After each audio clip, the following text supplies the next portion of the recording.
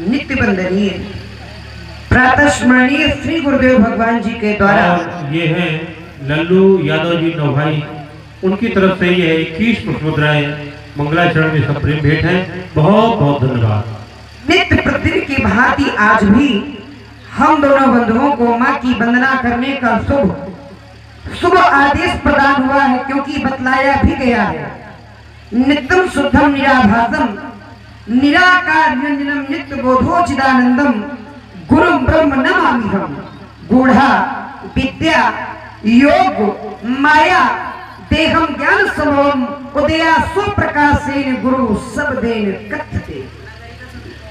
जब हम गुरु नाम शब्द पर विचार करते हैं कि गुरु है क्या, तो अंतर प्राप्त हुआ।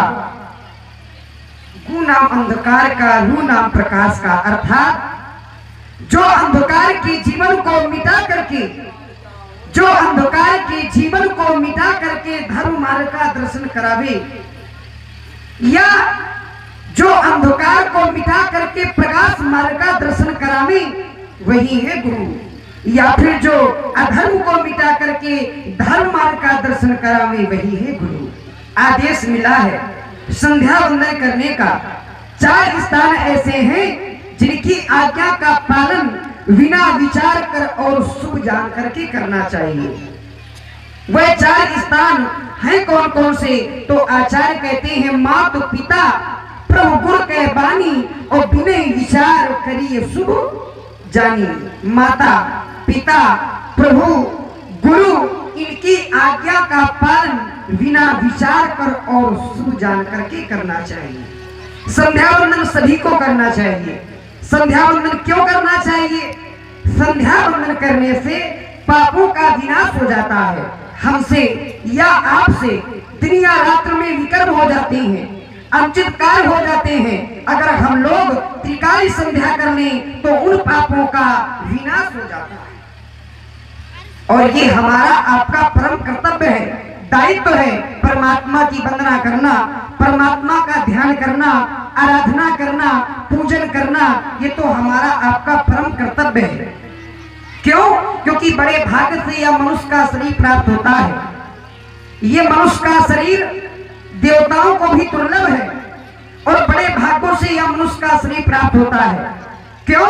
क्योंकि धन कमाने से लाभ नहीं है, ऐश्वर्य बनाने से लाभ नहीं है। लाभ है किससे? तो आचार्य कहते हैं लाभ की कछ हरि भगत समाना। लाभ है तो परमात्मा की भक्ति में है। यदि लाभ चाहते हैं तो परमात्मा की भक्ति करें। बड़े भाग्य से मनुष्य का शरीर प्राप्त होता है और मनुष्य का शरीर धारण करने के बाद भी यदि आपने अपना परलोक नहीं बनाया तो उसके लिए आचार्य कहते हैं सो परत दुख पावई सिर धुंधुर पछताए और काले कर्म ईश्वर ही मिथ्या दोष लगा है। अंत में केवल पश्चाताप रह जाता है।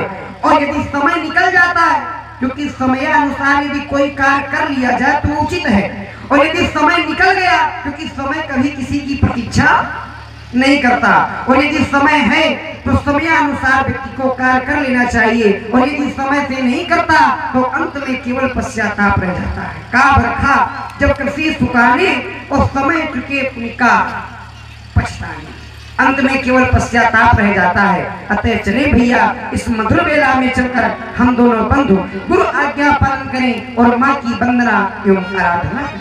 वाह भाई, बड़ी सुंदर वाणी।